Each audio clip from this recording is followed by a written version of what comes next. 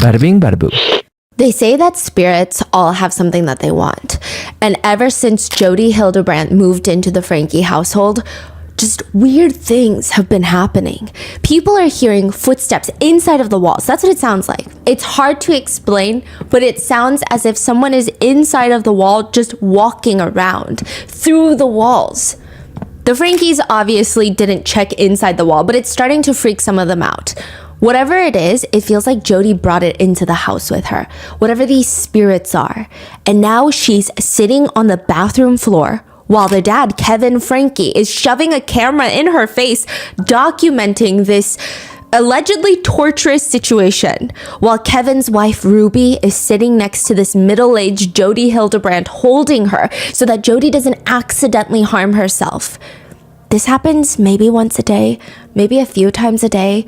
It's like another being just enters Jodie Hildebrandt's body and starts controlling her movements. And it's so easy to tell because immediately Jodie Hildebrandt's eyes get pinched closed and she starts breathing heavily. She looks like she's in pain. She looks perhaps even constipated. Today she's on the floor with her hands fisted into balls and she's slamming it down onto her chest.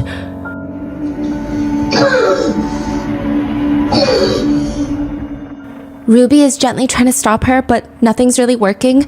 By this point, they've tried everything. I mean, Kevin was known as the resident exorcist for a minute, trying to cleanse Jodie of whatever evil spirits are following her around. He says, I would place my hands on her head, and then I would command the demons to depart. And then I would state every name of Jesus Christ that I could possibly think of, and those evil spirits were very reactive to those names. It became very clear. The minute he would start saying those names, Jodie would thrash and hiss and wail and growl at people. It was like she was being hurt every time Kevin said one of those names. What is it that the spirits even want? It doesn't make sense. Why Jodie Hildebrandt? Jodie lays there. Her eyebrows are crunched up in pain, and this new voice comes out, and it comes out like a deep, aggressive voice. She's mine. What did she just say? She's mine.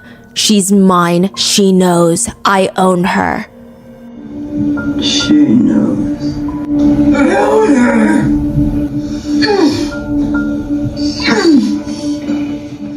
These are all recorded? Yeah. Who is she that Jodie Hildebrandt is talking about? What does she want to do with her? Perhaps she's talking about Ruby Frankie. Maybe she wants Ruby Frankie to be hers. And maybe she's gonna do everything in her power to make sure that she is hers. This is the case of Ruby Frankie and Jodie Hildebrandt, the therapist and the YouTuber that were arrested for child abuse for holding 2 kids captive in the basement and torturing them.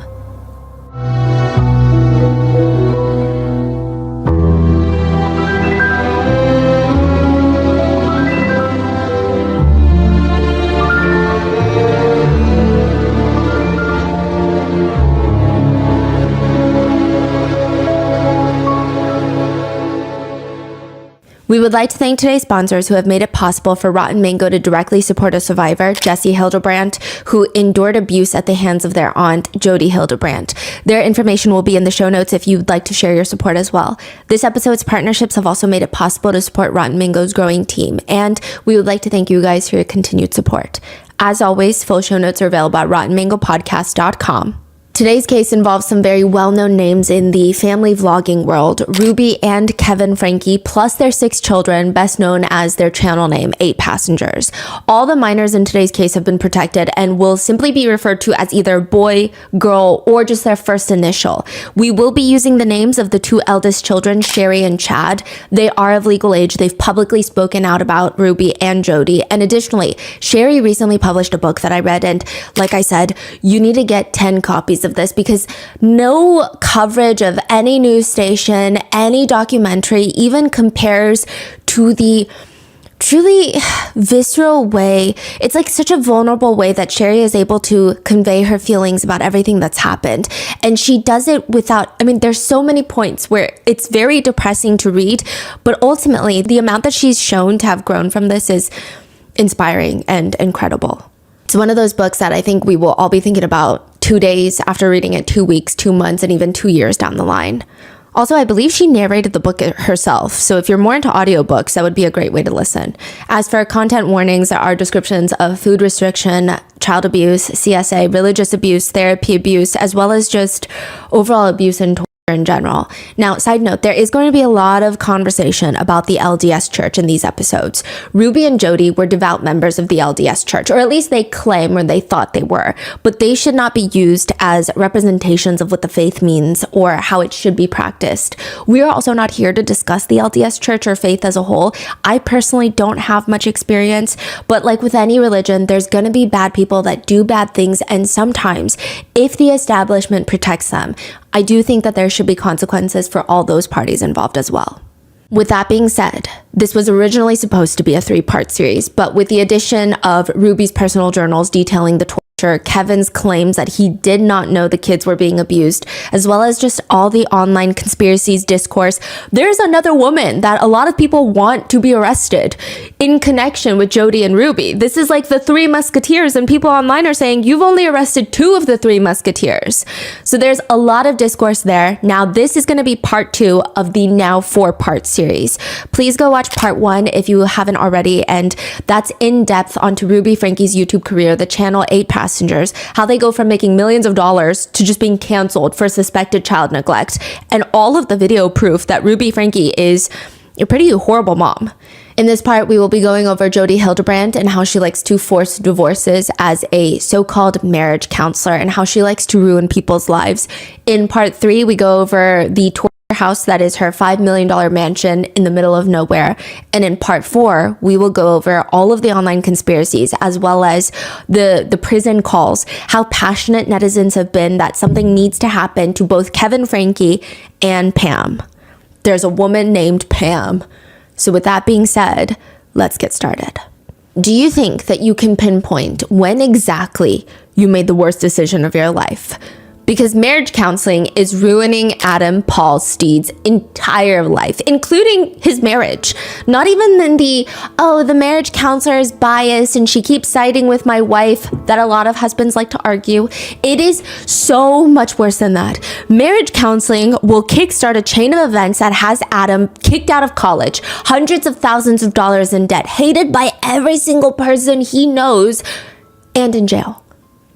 He's holding his little daughter in his arms when the officers arrive. This is a protective order. We're gonna have to take your child. The little girl starts screaming, "Daddy, no, Daddy, no." And the authorities, they more or less just rip her from Adam's arms. He has no clue what the hell is happening right now. In exchange for his child being taken from him, Adam is now branded the most evil person in the entire campus of BYU in Utah. How old is Adam? He's in his early 20s. He's a college student. Okay, and the kid is? 1. Oh, wow. Yeah, now if you see him on campus, it's like seeing Satan himself just walking casually through the corridors. He's evil. You know, he's got like a 500-page honor code file in his name.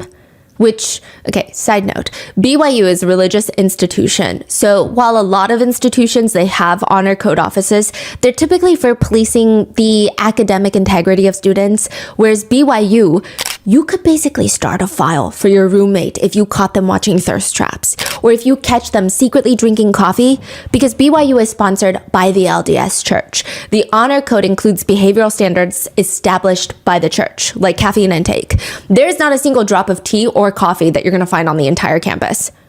Yeah. So what do you drink? Energy drink? No, you can't even drink energy drinks. They love soda. Yeah, that's why soda shops are a big thing in Utah. Like sugar? Just sugar Yeah, highs? just straight sugar, I think. Yeah. Okay. Now, Adam's file is now 500 pages long. The notes on his file are dated. There are detailed notes of phone conversations between the honor code office and witnesses that are calling in to explain Adam is too predatory to be left in this university. Which is a very bold statement to make. I mean, they're saying that the longer that he's a student here, the more people are in active danger. Adam and his wife, let's call her Mary, that's not her real name. She's also a student at the university. The two of them, they have a 1-year-old daughter and another baby on the way. And Mary is actually the one that starts the honor code file in her husband's name, Adam. She walks in one day and she reports that Adam, her husband, is delusional. He is controlling. He has violent tendencies. She tells the Honor Code office that she's concerned about her husband taking baths with their young daughter. She says it's because he's a victim of sexual abuse when he was a kid. He does not have a healthy understanding of boundaries. Again, this is what she's saying. And one time, he asked that I take the baby out of the tub. They're taking a bath together. I take the baby out of the tub, and he was trying to hide his erection. That's what Mary is claiming. She said from then on, she had to be in the bathroom at any given time that Adam was alone with any of the kids. And Mary is just scared of him now. And it's not even just Mary that Adam is scaring. Mary claims that she has this marriage counselor, a therapist. And Adam is threatening the therapist too. Like, they're both terrified of Adam. Naturally, the Honor Code office, they want to talk to the therapist. And she's an open book. She tells them, well, listen, Adam and Mary came in for marriage counseling. And it was very clear from the get-go. I mean, due to Adam's behaviors, it was just going to go downhill. The file reads, the therapist advised and explained that Mary wanted marriage help. At first, the story was a common theme of a wife struggling to understand her husband's problems with self-pleasure and porn consumption. However, the therapist quickly became alarmed because Mary had been convinced that by Adam, that whatever Adam was doing was not anything wrong, that this is just the way that men behave. The therapist states she believes Adam is manic, and with the encouragement of therapy, Mary has been trying to set boundaries and be more assertive with herself in the relationship, and Mary had, quote, began to waken up to what was acceptable behavior and how confused she had been and how off track Adam has been. The therapist is explaining to the Honor Code officer, I mean, Adam is masterful at keeping Mary in this constant state of confusion. The notes continue. The therapist explained that Mary felt too threatened to comprehend or connect with the seriousness of some situations. But once Mary started putting in boundaries, Adam did not like that. And that's putting it mildly. The therapist states he's psychologically unstable. He has an intense delusional fixation on me, the therapist, and he keeps saying that I'm the Antichrist. Which sounds alarming, right? And he's violent. The therapist strongly asserts that she's just scared that the two of them have kids at home. One example that the therapist gives to the Honor Code office is that Adam held their infant daughter over the third floor balcony, and he was just giggling. He was like, oh, holding you over the third floor balcony, haha. He thought it was a funny joke. The therapist claims she would not be surprised if he does anything drastic to Mary or the kids so that they don't leave him. He is just so extremely manipulative, pathological, narcissistic, and dangerous. The therapist explains that out of all of her years treating thousands of married couples, I've never been terrified of a client until Adam. There was this one instance where they were both in my office and I was so physically threatened by him, I had to position myself between him and the door so that I could make a hasty escape if I needed to. This was the first time in all the years that I've been a therapist that I've ever had to do that. She goes on to allege that not only has Adam Paulsteed essayed his own wife, but also their 1-year-old daughter.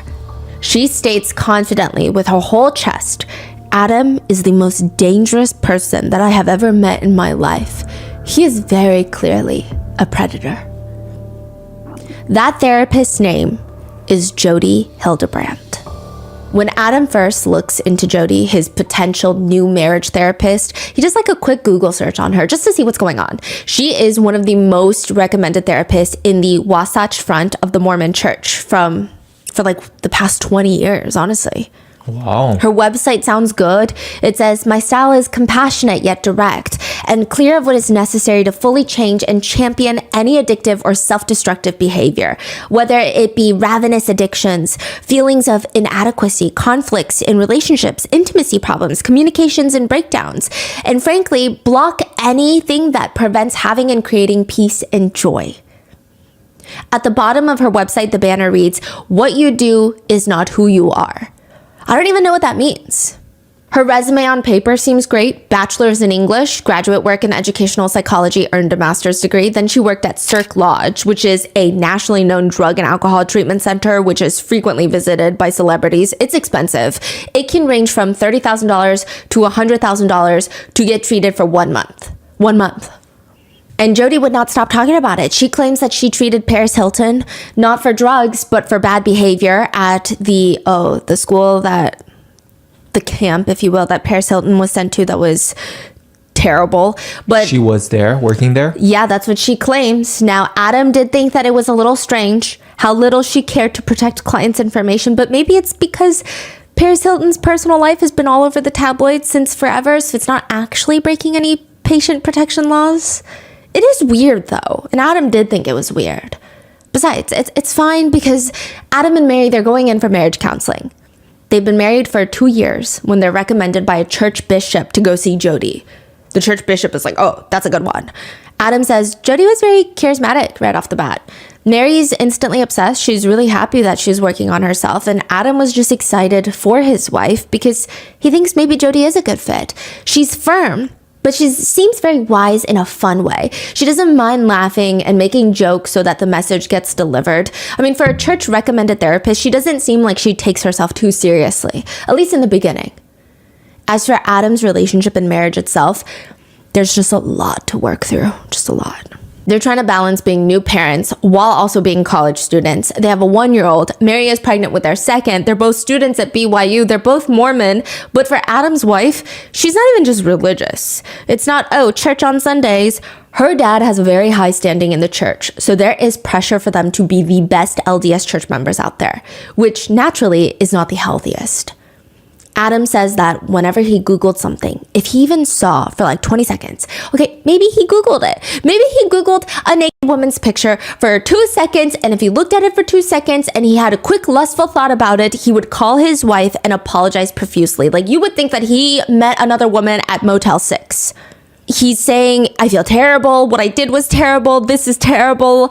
It probably doesn't help that Adam's entire start to their marriage is just rough. All of Mary's family members hate Adam. They were against this marriage to begin with from the get-go. Adam was one of the biggest whistleblowers of the LDS church. And it's not that he turned against the faith. He's like a devout LDS member, even at that point. He was assaulted by a higher up in the LDS church when he was a child.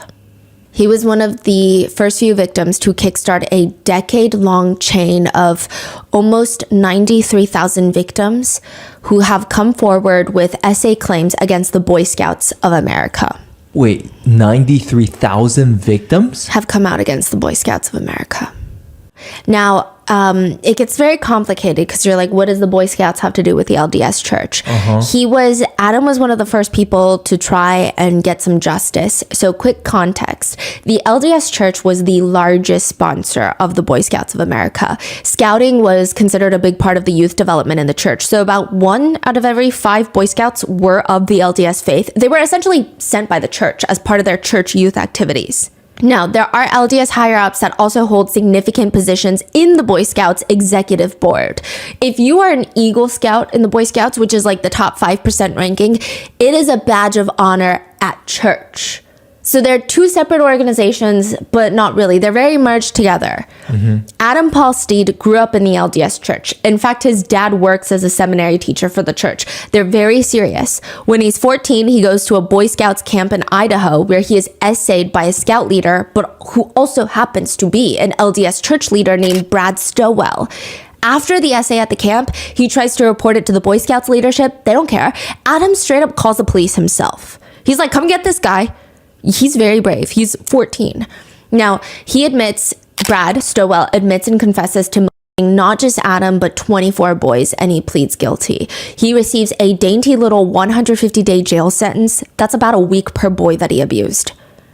About a week. That's it. What kind of jail sentence is that? But how did he get away with essaying so many boys? Adam and his father, they go to the church higher-ups to report the abuse because he's also a higher-up church leader, Brad the abuser. I mean, he's not just a scout leader. He's heavily involved in the LDS church. He has a leadership position. So according to Adam, when he brings this to the church to report it, the church does practically everything to shut Adam up. Why? Because apparently, years prior to essaying Adam, Brad confessed to essaying a 6-year-old boy.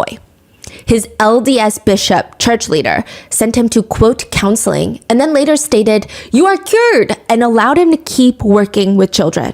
I think with any massive organization, at least, I think religion is beautiful, but sometimes it can provide ways for people that should not be around children to be around children. And that's going to happen anywhere in any religion. And I think in this situation, the chain of command, they all should be punished.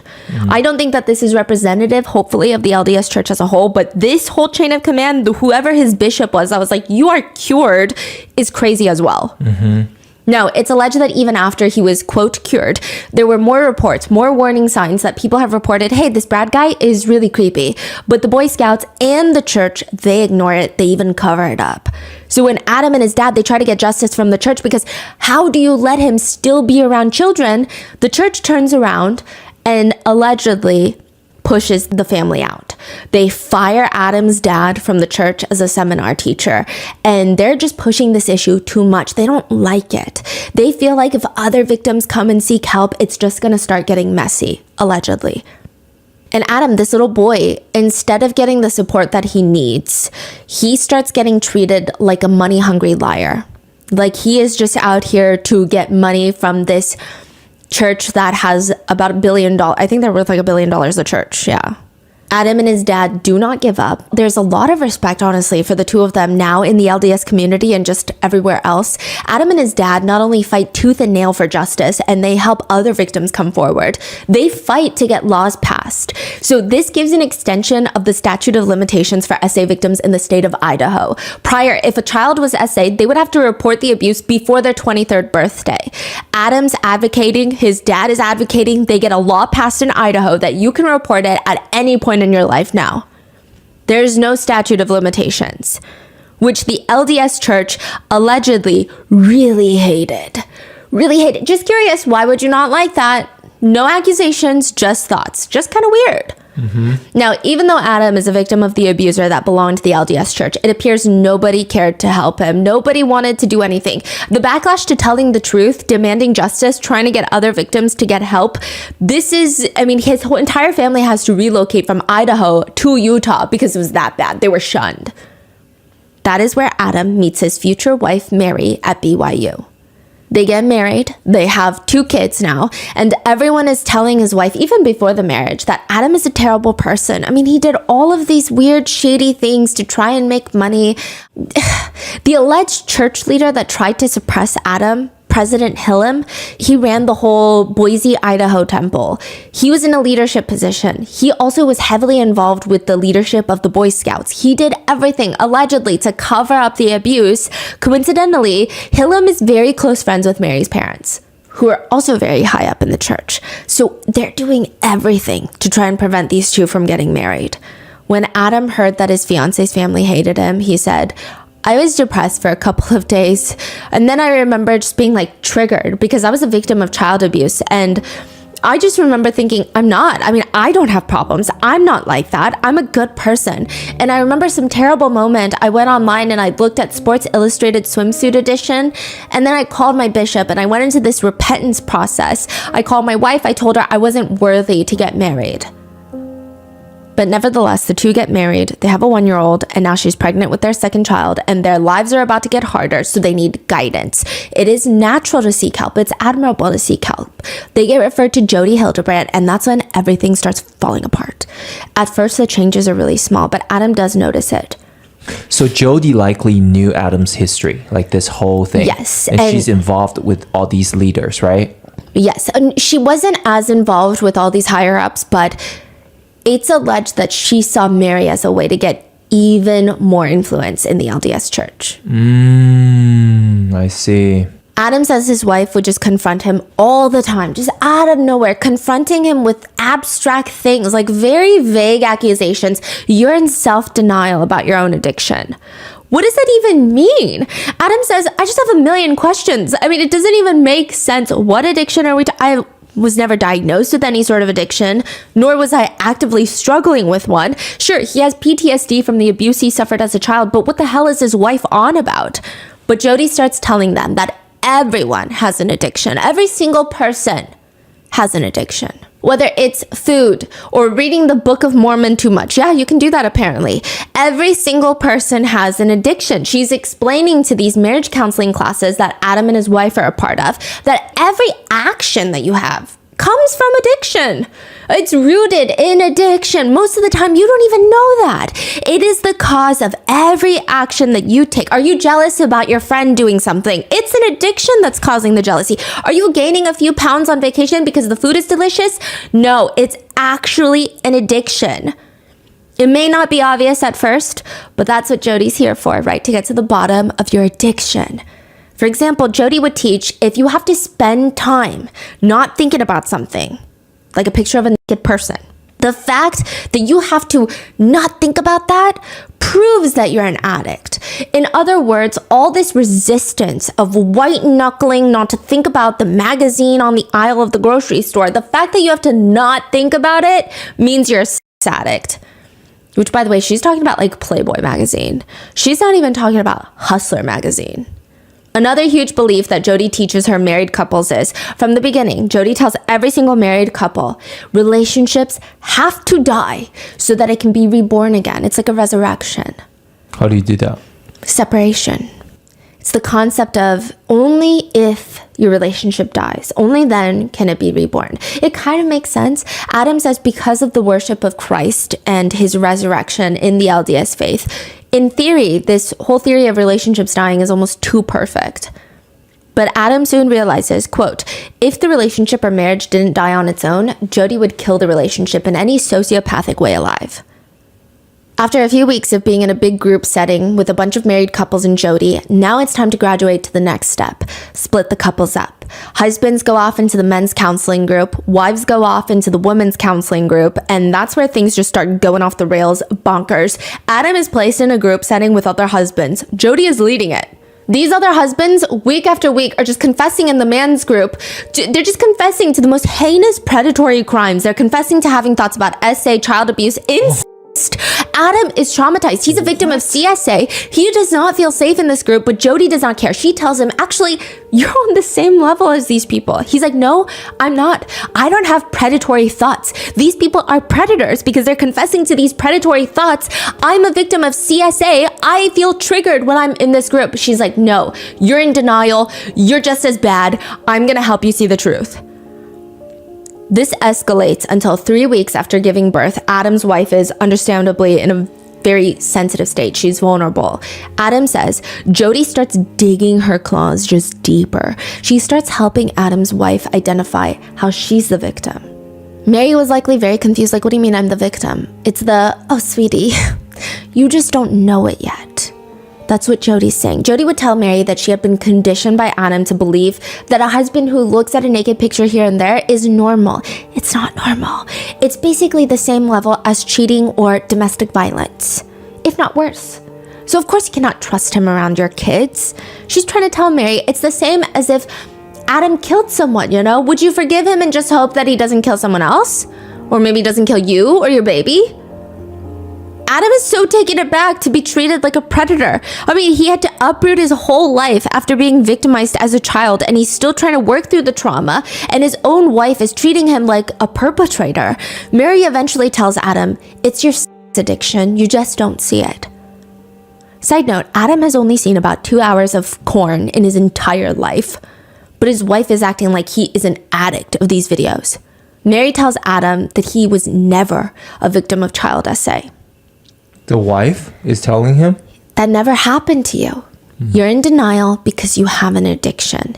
You made up that story because you have an addiction.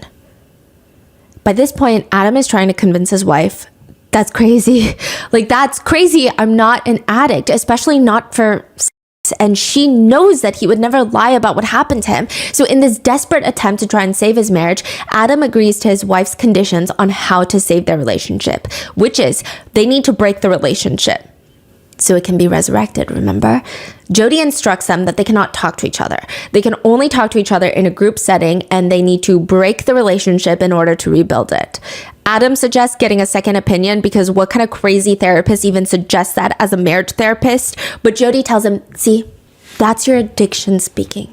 The addiction knows that you are solving your addiction by coming to me. Of course, the addiction doesn't want you to keep going to me. Addiction is a parasite and it wants to keep being fed. Mary rejects his idea.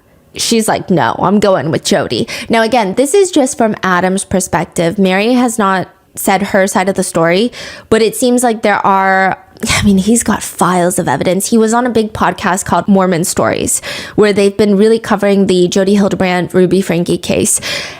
That 5-hour-long interview with Mormon Stories with Adam has been taken down due to a court order. So it's a little... Why? How so? What's going on? There are speculations that Mary did not like being spoken about. But Mormon Stories, when Adam went on there, he gave every single file that he had. Police reports, the 500-page Honor Code Office file.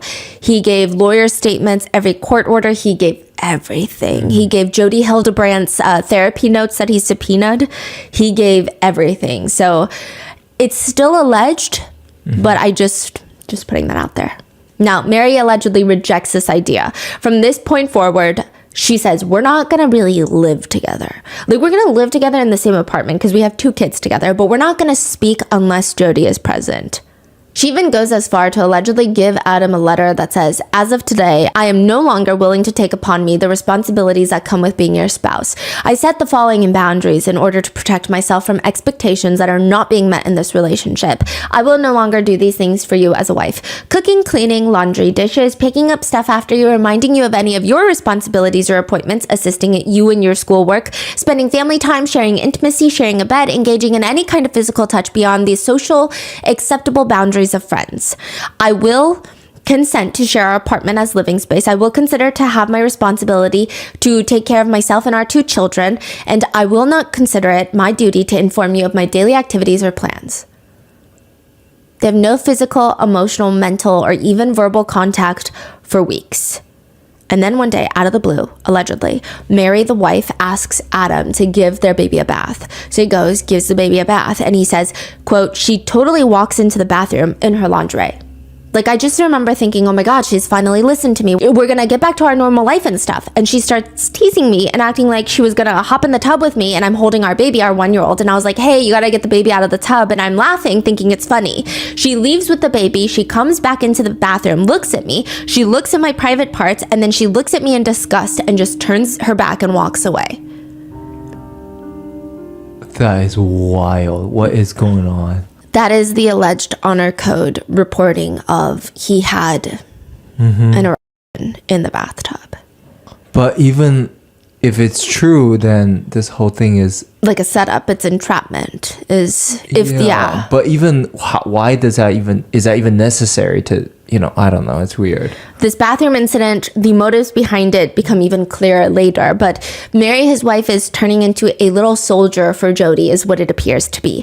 Adam doesn't even recognize her anymore. For example, Adam and his wife had this trip planned to go to Yellowstone. They're bringing some friends there, one couple from Brazil. They just had a baby, the couple from Brazil, and they don't have much money because they're exchange students on top of all of this. So Adam really wants to do something special for the Brazilian couple, and he's like, we're gonna go on this trip and I'm gonna help you guys pay for it. Like, I will pay for all the food on the trip. It's a big moment for Adam to be able to finally do something like this and to, I don't know, do something special for his friends. But when they get to Yellowstone, Adam promised his wife that they were going to stay within an entire budget for the entire trip. Now, I believe most of the money that they were spending was Adam's. He did get settlement money from the Boy Scouts of America, but it wasn't a lot. It's not like he's rolling in it. And he also does not spend lavishly. At this point, he's hundreds of thousands of dollars in debt because of Jodie. At this point? So at this point today. Oh, today. Yes. Okay. But at this point, when they're in Yellowstone, he has a little bit of money and he doesn't spend it lavishly. And this is one of the times that he just wants to spend money on his friends. Like, this is a good reason to spend money. They realize when they get to Yellowstone that all the food prices are astronomical there because it's a tourist zone. Everyone is hiking up the prices of all the food. Adam says it's fine, but Mary starts freaking out, telling him that he is violating the boundaries of their relationship because he wants to feed his friends. He says, I remember driving like 4 hours around Yellowstone trying to find a grocery store that was cheap enough so that we could feed my friends and her baby was crying. And finally, I got so upset. I said, I can't listen. I have to do this. And my wife was screaming at me. I went into the grocery store and I bought a bunch of food to feed all of us with, and her newborn baby that was crying. I mean, they were just humiliated. Adam is like, I don't know who this woman is, but it's not my wife, Mary, and I'm going to get my wife back. But 3 phone calls is what ruins everything. The first call to the police happens after a big fight between Adam and Mary. Mary is on the phone with the police, frantically telling them that her husband is physically abusive. Okay, ma'am, what's going on? What happened? He violated the boundaries of the relationship of the marriage. What did he do? He left his backpack on the couch. A few things. I mean, one, the police were just like mouth agape, shocked. Secondly, I think this goes to show how far off the deep end Jodie has Mary, because to confidently call the police and say that this is a transgression, that is an act of domestic violence, if not comparable, like you cannot be in a place where your brain is functioning normally. That's how bad things are. She genuinely believes the cops are going to handcuff Adam, log in his little backpack into evidence. It doesn't even make sense. The next day, Mary calls the police again on Adam. This time she allegedly states that he physically abused her by pushing against her, which is very interesting wording. Like, did he push you? What do you mean he pushed against you? She states, yeah, well, I was standing here by the door. And they ask, were you blocking him from being able to leave the apartment? Well, yeah. Did he hurt you? No. The police leave because Adam has been incredibly patient during all of this, but he finally decides, okay, that was the second time. I'm not going to do this anymore. Like, you gotta stop calling the police on me. You're publicly humiliating me. I mean, not even if the police do anything, a lot of people are just gonna assume that he's violent and abusive and that the police are just being incompetent. So Adam decides he's just gonna get his life back, and that means sleeping on his own bed for once. He had been sleeping on the couch. He says, I paid for the house, I paid for the apartment, so I went into my bedroom and I slept on my bed. I said to my wife, if you don't want to sleep next to me, you don't have to, but I'm not gonna sleep on the floor or the couch anymore. He was just tired of being treated like this subhuman being. Adam's wife calls the police and states that Adam attempted to essay her that night. What did he do? She says, well, she felt like he might essay her. The police don't do anything because, again, it's not a threat. He didn't say it. He didn't try it. All he did was sleep in his own bed that he has every right to, and she was just having a feeling. When this does not work the way that Mary and allegedly Jodie likely intended, Mary just disappears with their 2 kids for a little bit. Now, again, this is alleged at this point. I think, like any video, you have to come up with your own conclusions, do your own research, listen to Adam share his story, and Mary has not publicly spoken out about it, so but you get it. Now, Adam's 1-year-old baby, 3-week-old baby, his wife, they're just gone. So after a few days, he files a police report because he thought they'd been kidnapped.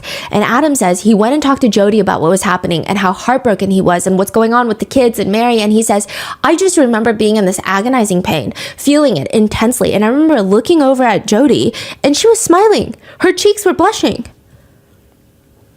So at this point, he's not resentful of Jodie yet, right? Does he think something is wrong with Jodie as well? Or it's like a mixture of... He knows that Jodie is telling her a lot of things clearly that aren't making sense, but at this point, he's kind of confused more than anything.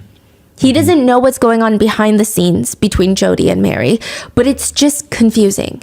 So from there, Adam's wife starts reporting Adam for actually trying to abuse her and the kids, likely just making up insane stories that Jodie is feeding her. She gets a protective order against Adam and lures him to meet up with her afterwards. So he gets served this temporary protective order. And then she's like, hey, come meet up with me because I like you. Like, maybe we can work this out. But he will be in bigger trouble, right? He goes and she reports him for breaking the protective order. She's also going to the BYU Honor Code office to report him for violent and predatory behavior. So not only is Adam facing expulsion from college, he's facing a likely divorce and 20 years in prison for breaking his protective order. He's trying to tell his church leader, you have to help my family. I mean, you have to read through these files because none of this is true. Like, this protective order is not true. I don't know what's going on. To which the bishop just responds, a woman doesn't just run away from her husband unless there's something. Adam is just looking at him shocked. Like, what are you talking about? You know me. The bishop is just staring at Adam.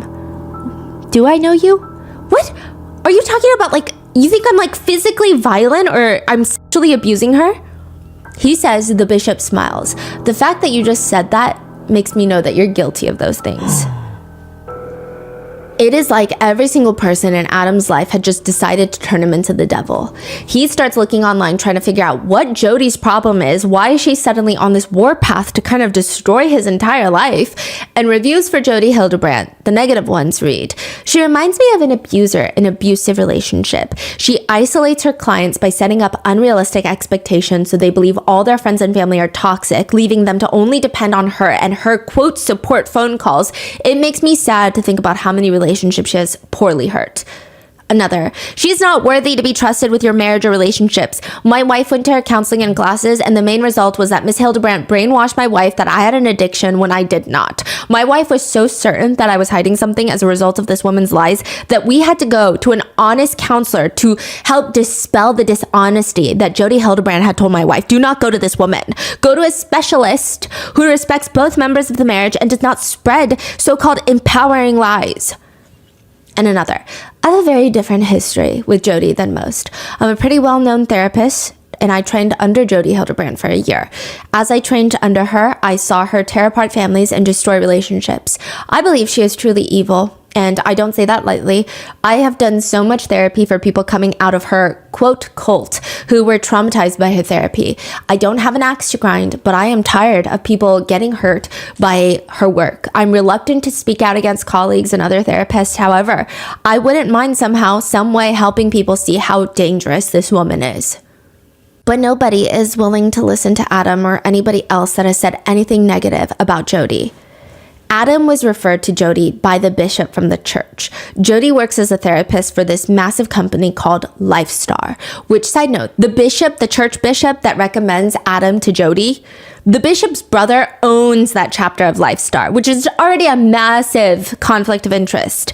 It just adds to all the foul characters in this case. Because the sick part is, Adam gets money from the settlement from his abuse case for things like therapy, and the bishop knows that, and it's like he's thinking, well, why not give that money to my brother by going to his business where they employ a bunch of therapists? And it's not cheap or affordable. It's like $500 a week per person. And that's not even individualized therapy. That's to join a men's group with a bunch of other husbands. And then you have personal sessions that you have to pay for. That's 1 to 2 additional sessions per week. Between Adam and his wife, Mary, I mean, they're spending thousands of dollars per month to work with Jodie. Lifestar itself has its own controversies. It's known for being a network of LDS therapists, and some have said, if you go to Lifestar and you've ever seen like a naked body depicted on any sort of media, God forbid that you've ever watched explicit videos, you're an addict and you're going to need to enter a lengthy 12-step program.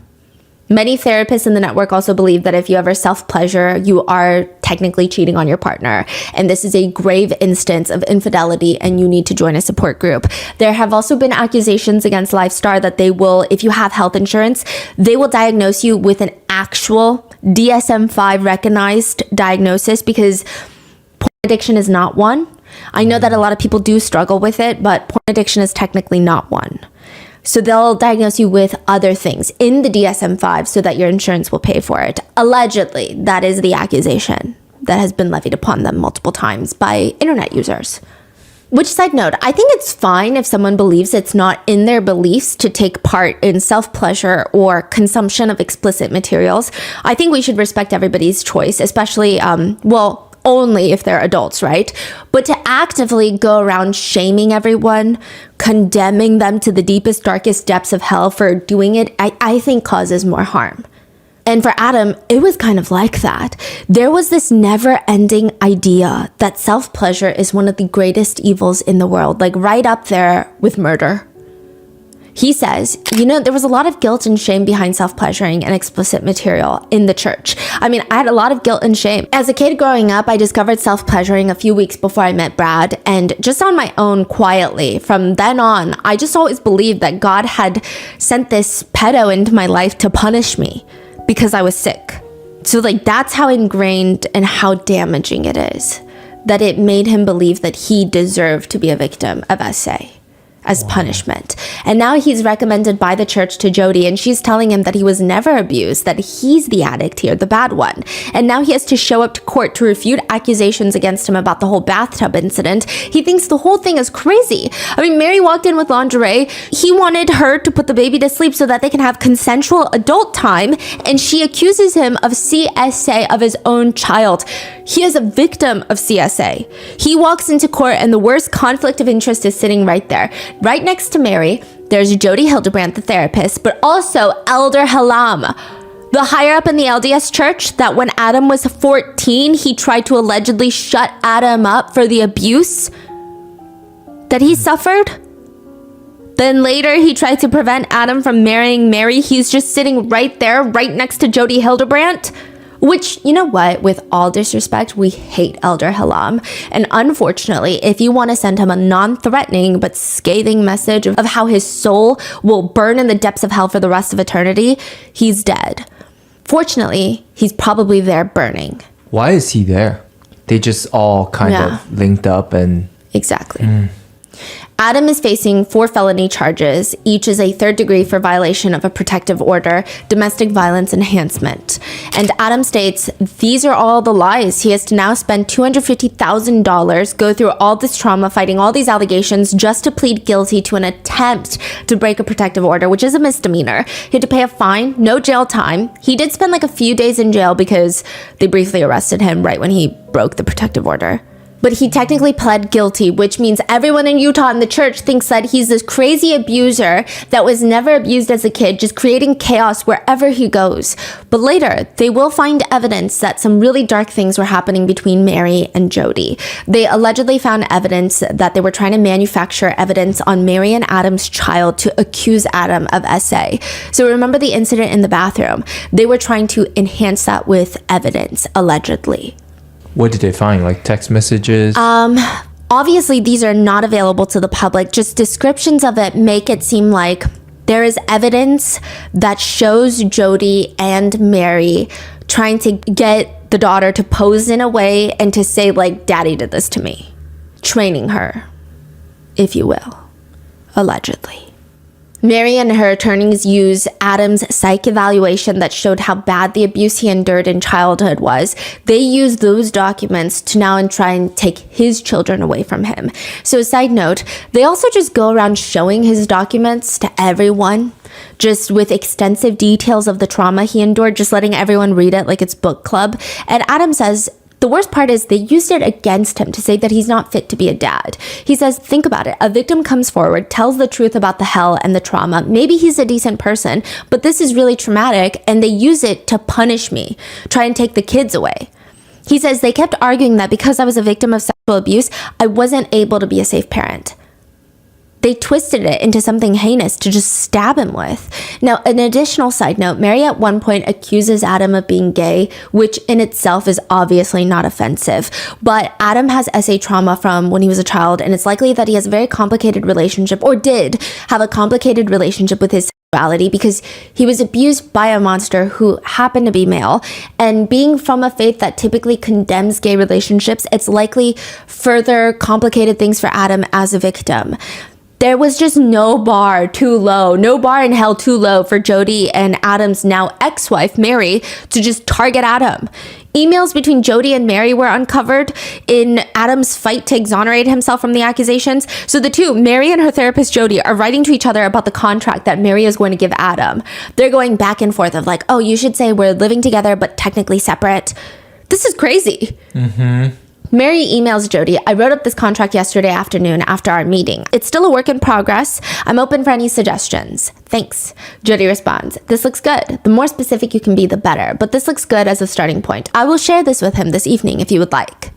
They later add stipulations that Adam cannot withhold funds from his wife and that he is not allowed to see any other therapist outside of Jodie.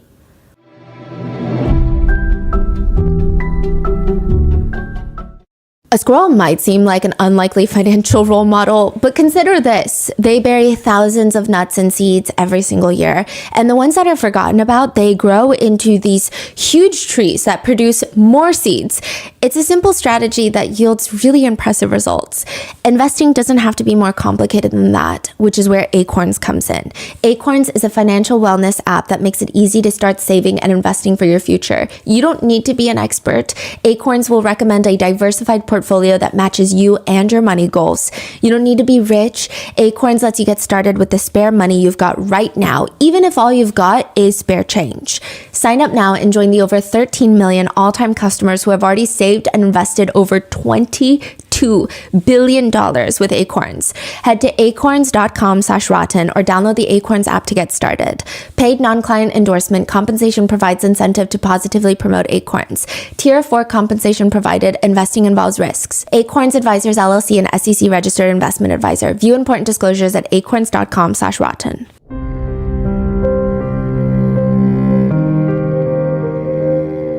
Now, side note, since we're here, the honor code at BYU. I'm not sorry. Adam had a few friends targeted by the BYU honor code office just because they were friends with Adam, allegedly. One female friend was called in because Mary reported her for adultery with Adam since their divorce had not finalized yet. She was asked about so this female friend of Adam's is also a survivor of CSA. Mm-hmm. The honor code office asked her for hours, grilled her about the essay that happened to her during her childhood. We don't even know how they knew about it. She never told the honor code office that, so maybe they got church records, church files about it, which is crazy. She was interrogated over her past trauma. Then she was accused of having an adulterous affair with Adam, to which she adamantly denied. But they called in Mary, Adam's wife, and she confirms, no, I know they're adulterers, okay? They're having an affair. To which point, the honor code office is trying to ask, do you know what adultery is, right? It's when people do it, they're having physical relationships. Mary just responds, oh, well, then maybe they didn't have an affair. Maybe it was just spiritual and emotional. The next friend targeted by the honor code office is Seth, one of Adam's best friends. Now, by this point, it feels like anyone who is friendly with Adam is going to suffer too. Truly, to try and alienate him is what I think. Adam was sharing custody over the kids. Not legally, but I think it was more so agreed upon. And Seth came with him to see Mary. Mary grabs, allegedly, a giant shell the size of a cinder block and throws it at Adam. He quickly dodges because he's holding their baby in his arms, and Seth wrote a statement about it to the honor code office saying, hey, you know how everyone is reporting Adam? Well, guess what? Mary just tried to kill him. Maybe not that dramatically, but you get the point. They turn around and the honor code starts questioning him if he's a sex addict. Also, Seth is a chef. He cooks with wine sometimes, as one does. They accused him of hiding an alcohol problem and being addicted to sex. They told Seth if he keeps hanging around Adam, they will kick him out of the university.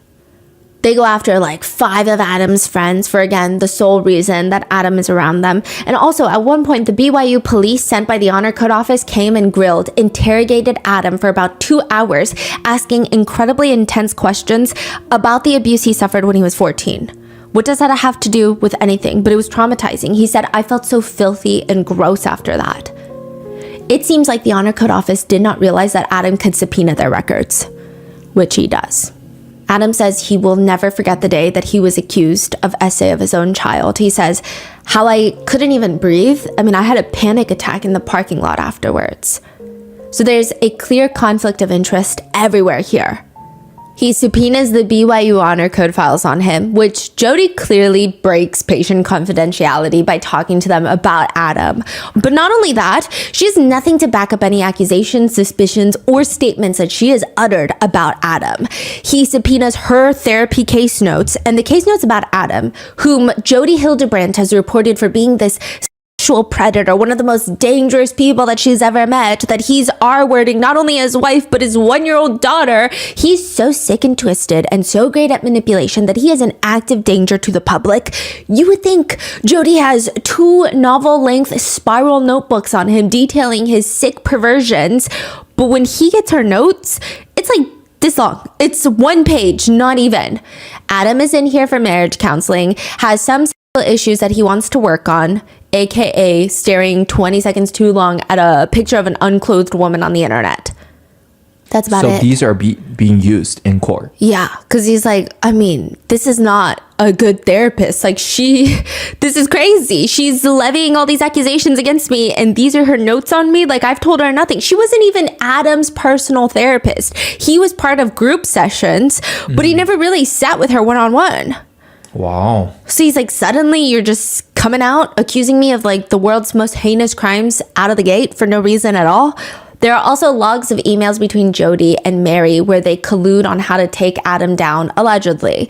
There are emails of Jodie coaching Mary on how to talk to authorities to make Adam look worse. It's not even just like, say this, but she's all present things as an inquiry, not in anger. When you present things to authorities, she's coaching her on her tone, her delivery. She writes, give the authorities the right thinking because they're not going to come up with those thoughts themselves. It's difficult when you begin to see what is really going on, to be patient with those who don't. Be direct and act inquisitive, not angry or defensive. Make them think that they came up with the idea themselves. Mary would email back, those suckers, they totally fell for it. Ultimately, Adam would not get custody of his kids, although he's in their lives now. Netizens theorize it's mainly because Mary and Jodie are no longer in each other's lives, and Mary allegedly wants to focus on dating rather than her kids. So it's just better for Adam to take care of the kids, I guess, allegedly from her perspective. So he is in the kids' lives, but he doesn't have custody as of right now. He was also placed in jail for 7 days for breaking that restraining order. He was kicked out of university. He was hundreds of thousands of dollars in debt from legal fees. His reputation has been ruined. He has much more extensive PTSD than before his entire life was derailed by Jodie Hildebrandt. I mean, the magnitude of courage and empathy that Adam has is pretty awe-inspiring. Even when talking about this incident on the Since Taken Down podcast by Mormon Stories, he never really blames his wife. He expresses a lot of pain and betrayal from her, but he actually shows a lot of understanding for her. He believes that Jodie told his wife about all these unhinged, deviant crimes that Adam was allegedly committing, which he wasn't, which Adam has denied all of them to his wife, but she just thought he was lying. Adam says Jodie would just have everybody just chopping off all the arms of support in their life until there was no one left to support you except for Jodie Hildebrandt. Adam says Jodie Hildebrandt is like Ted Bundy. She is completely pathological, and that lady is going straight to hell. He's not suing Jodie or going after her? No, he hopefully he will, but he thought about going after BYU. Mm-hmm. They admitted him back into the school, but he didn't have time or money to hire babysitters or time for anything at that point. He was also too traumatized to go back to BYU. He thought about suing BYU. He asked, how would the settlement be paid? He asked an attorney? He asked the assistant dean of BYU, I believe. Mm-hmm. And she said it would be paid using tithes, which is offerings from the church.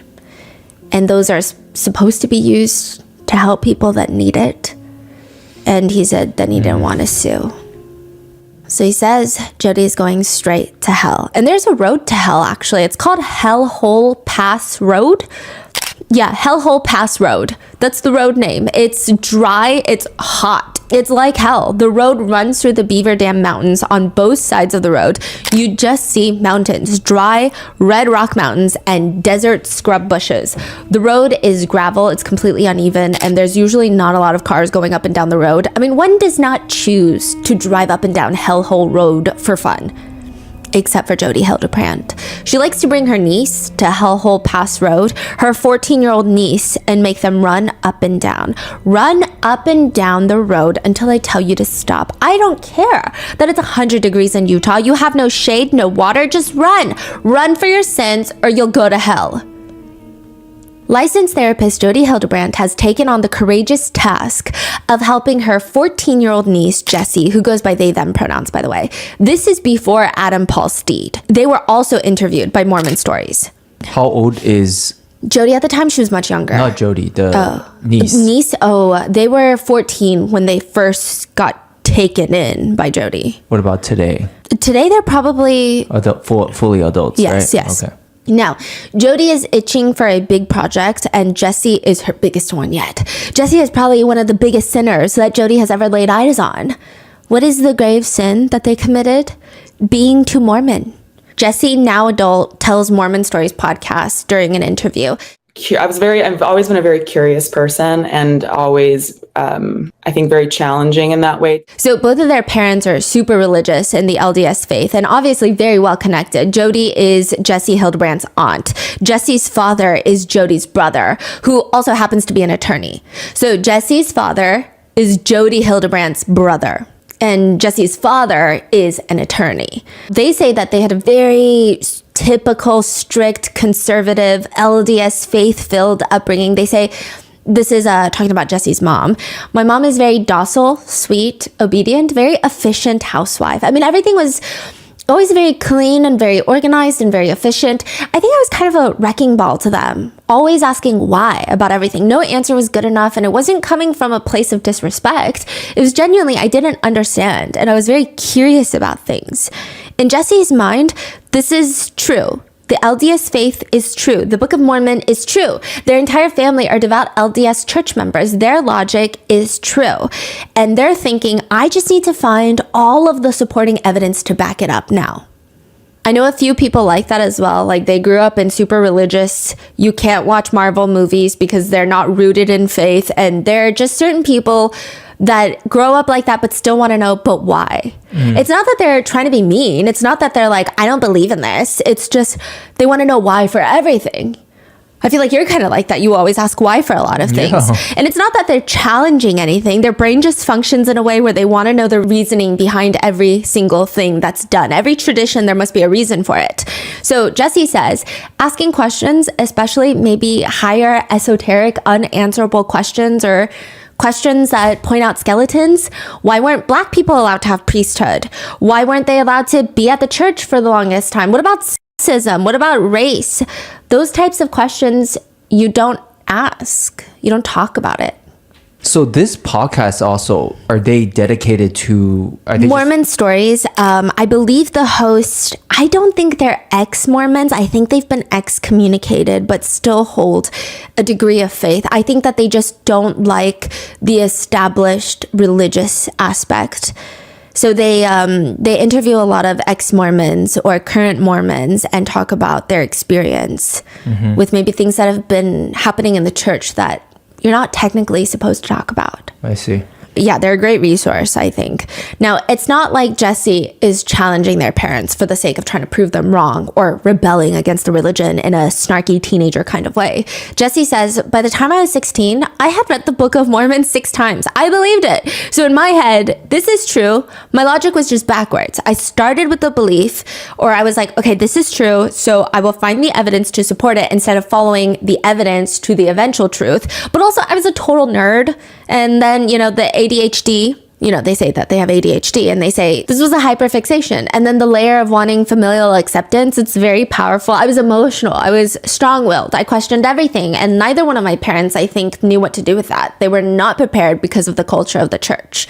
Jesse also likes to experiment with their clothes and makeup, which makes everyone in their family freak out. Like, as if they had just brought home a 2-headed seal and said, this is my new best friend. Yeah, Jesse gets ambushed at a family gathering. They're all gathered at Jesse's grandparents' home. So this is Jodie's parents' home. And Jodie happens to be there because Jodie is Jesse's aunt. This is Jesse's father's home. When everyone leaves, including Jesse's parents, Jesse didn't even know that their parents had left. Jesse was down in the basement. They just left them, yeah. It's just Jodie and their grandparents. And it was Jodie and my grandparents telling me that my family had left and I wasn't going with them, and that my life was about to change pretty dramatically. I still remember that moment as just, it's completely galvanized itself onto my soul. It was in movies when they do they zoom in and pull out at the same time, it was like that really wild kind of effect. That's how it felt. And everything changed in that moment. and they sit them down and explain that their life is going to change forever. Jesse will not be going home. Jesse will be going with Jodie, and Jodie is going to fix them. Because Jesse asked too many questions that they can't answer. Yes. And Jesse likes to wear strong eyeliner and not super feminine, modest clothing. And how do they fix Jesse? By making them sleep out on the balcony in the middle of winter. This is January in Utah. Nighttime temperatures are anywhere between 8 to 30 degrees. Sometimes it can be, in the rural areas, drop to 0 degrees. All Jesse would get to sleep on the balcony every single night would be this flimsy $5 sleeping bag from Walmart. The risk of hypothermia is significant, but Jodie does not care. She even lies to Jesse's parents, telling them that Jesse was given this high-end, sub-zero type of sleeping bag. This just feels extreme. Why are we putting a 14-year-old through this? Jodie would tell Jesse that this is the start of getting Jesse to confess to their sins and addictions. Jodie is saying, Jesse, you are in denial. You have not come to terms with how evil you are yet. Jesse has ADHD, and at the time when they were 14, it was undiagnosed. Jodie would sit there watching Jesse. If Jesse moves their hand back and forth, or if they tap their feet, Jodie would snap, look at you. Look at you. You're tapping your foot because your body is so full of shame. So much shame is in there, and it has nowhere to go in that little body. So it comes out like this by you tapping your foot. This is all the shame just itching to leave. Like I said, if you are angry, if you are depressed, if you are anything, it's all a result of shame. Shame is the cause. Shame is the result of sin. Sin causes shame. Shame causes mental health issues. Your body and spirit are full of shame. What I am doing for you is to make you physically so uncomfortable that it forces the sin out. Just remember a lot of this verbiage because it comes up in the next episode. This comes up when Jodie is torturing Ruby Frankie's kids. I have to make you so physically uncomfortable that it forces the sin out. Eventually, Jodie moves Jesse in from sleeping out on the snow on the balcony to this little bunker of a room in the closet in Jodie's office. Maybe it's a little bigger than a closet, but no windows. It just has like a table and chair shoved inside, and they're to sleep on the floor. This is going to be Jesse's life from now on. How long was that already? I think they were with Jodie for years. Wow. They tried running away multiple times. It wasn't until the third time that they were able to successfully break away. And even then, there were instances where they were brought in by family members to do these family events, and Jodie would be there and they would be terrified. Like, they were terrified that this would be another way to facilitate them going back with Jodie. What's Jesse's emotion towards this whole incident? So much trauma. I mean, they're very eloquent. In the interview with Mormon Stories, they're able to articulate exactly what they felt in the moment that makes you feel like you were there with them. But at the same time, it's pretty clear that they're still working through a lot of the trauma. And not in like they're breaking down, which that would not be like a shameful thing or anything like that. But in the sense of they state that over and over. Like, it has impacted every aspect of their lives. So this is going to be Jesse's life from now on, just the inside of this room. Jodie tells Jesse along the lines of, you're no longer going to school. You're not going home to your parents. As your therapist, it is my duty to fix you. You're going to live and work here full time. But the first rule number 1, you are not allowed to leave this room. All you can do every single day is write your sins out on a piece of paper, and every day you will tell me what you have written because I need to get the sin out of you. Jesse doesn't even know what other sins to come clean about. Jesse has told Jodie a few things, the reasons for them being taken to Jodie. One of them included that they had kissed a girl before, which is like a huge thing, I guess. So it's not like Jesse is uncooperating, which even then, this is sick and cruel. Jesse just doesn't know what else to write down. So Jesse's sitting there trying to think, and they're trying to think back to every single living action that they have ever done in their entire lives. I mean, maybe once while drinking from a public water fountain, they accidentally pressed 2 seconds too long. Like, they're thinking that hard. Like, is there anything that I've done that I'm preventing the evil from coming out of my body? Jesse's sitting there writing down, one time I lied to my best friend Scotty. Like, just the stupidest things. These are the types of things. And at the end of the day, Jodie walks in, snatches the paper out of their hands, reads it out loud, and makes Jesse get on their hands and knees, beg for forgiveness while I read all of your sins back to you. When she's done reading the piece of paper out loud, she looks at Jesse, who is still on their knees. No, that's not it. This isn't it. There is more, and I need to know there's more. I know you've had multiple abortions. Jesse did not. Jesse did not. Jesse would even say later in the interview, I mean, Jodie would rationalize and validate these types of behaviors through dreams and visions. Like, she would have dreams that God came to her and told her that I had abortions. And so no matter what I said, I was a liar. She was convinced that every word that came out of my mouth was a lie. That gave her rationale to put duct tape on my mouth. That's why I was always duct taped. Everywhere Jessie went, she had duct tape on her mouth because every word I said was a lie. That's crazy. Which is like the most unhinged accusation. So first of all, Jesse has never had intimate relations that could result in pregnancy at that age. They didn't even really know or understand how it works. Also, Jesse likes girls. And that's what Jesse told Jodie. So Jesse's like, what are you talking about? I mean, they've known for a while now. There's just no way that they got pregnant, let alone terminated multiple pregnancies. Also, Jodie accuses Jesse of terminating, I think it was 14 pregnancies. It was a lot. It was just a lot. Even though Jodie knows that Jesse is gay. Jesse says, I was struggling with my relationship with my father. I was struggling with self-hatred. I knew I was gay. I knew I was queer. That was a huge part of my internalized shame. Eventually, Jesse learns that the only way to even get Jodie to calm down is to just make up things. And this is going to become really important in part 4, the final part of this episode, because Ruby starts accusing her own children of doing some heinous things. Jodie forces you to just make up sins. Like the craziest sin that you can think of, you have to say it out loud or else she's probably going to torture you. It's like no matter what they did, Jodie just wanted Jesse to be the devil. There was no way around it. You could not prove that Jesse was not the devil to Jodie. They say Jodie was convinced that I was a drug addict, that I was a sex addict. She was convinced that I had multiple terminations. She was convinced of so many beliefs. Never allowed privacy. I was never allowed privacy when using the bathroom. I had 7 minutes to shower, 2 minutes to use the toilet with the door open. I wasn't allowed tampons because she was convinced that I was an addict and I was self-pleasuring with them.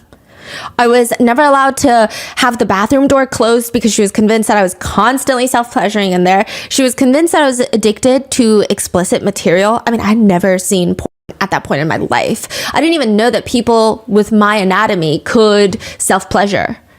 This is Jodie's manual on complete destruction of a human being. How to take a human and break them in every aspect: physical, mental, emotional. The physical is likely the easier part for Jesse, and that's saying a lot because it's just torture, plain and simple. Jodie would make Jesse run up and down Hellhole Pass Road for hours. The concept being, quote, for the reason of making me so physically uncomfortable that I would confess to sins. I mean, if you also made me run up and down a road for hours in the sweltering heat, I would confess to anything. I'd be like, okay, I just need a cup of water. You're right. I have reincarnated as the spawn of Satan. I would say whatever you wanted me to say. There was one time Jesse says that they finally stood up and said, no, I'm not doing that. Jesse says, that was the day that I walked away. And I was like, no. And I turned around and she punched me in the back and knocked me down. And Jodie, she's not tall, but she's sturdy. She's a powerhouse of a woman, very strong. Then she ended up going inside. I stayed outside. I went to a neighbor's house. The neighbor didn't know what to do. Jodie found me, came, and again, the neighbor was like, I don't want to tell her, but I have to because you're a minor and she has power of attorney. She's your guardian and I can't lie to her. That's how Jesse gets sent back. Mentally, it's confusing though. Jesse says they ran away 3 times only to end right back up at Jodie's house, and the punishment for running away would be to be blindfolded, tied up by their arms and legs, roughly thrown into the back of a car. Jesse had no clue where they were being taken. They're driving for like an hour before finally they hear the car shut off. They're in the mountains. Jesse will be forced to run up and down the mountains as repentance for running away. The worst part is it gets to the point where the torture and the life is so bad that once they're done running up and down the mountain, Jodie would start showering Jesse with praise. I knew you could do it. I knew you could repent, and my niece is still in there. Jesse says after attempting to run away 3 times, hating life, wanting to be in jail rather than with Jodie, but once they hear that little bit of praise, mentally, your brain is so starved, so desperate, it gives you a high. Like you want to work harder for praise from Jodie. They say in the other part, that type of abuse that I don't think is talked about as much is that 90% of the time you're evil and horrible and wrong and the abuse is almost unbearable. But then there are moments where you're rewarded and you're now the best thing in the world. And so after these 6 hours of running up and down the mountain, the reward that Jodie gave me of acceptance of you did it, you did the thing, it creates this cycle, which I think is already the foundation and the prerequisites of this is instilled in the Mormon church of having to earn love. But that has affected my life forever, for the rest of my life, of if I try a little harder, if I do a little bit more, maybe they'll love me, maybe they'll accept me, maybe they'll whatever. In this case, it was really extreme, where the abuse was so extreme. But then if you would bear it, then you would get these moments of immense reward from her. And it's just such a psychological fuckery.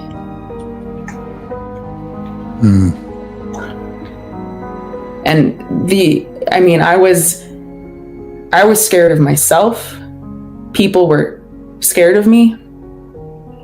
My family, So it's like this very sick cycle of abuse. But emotionally, Jesse says they thought about jumping from the balcony to break their legs because they felt like that would be less painful than the torture. Even going to jail, if they're so bad, just call the police.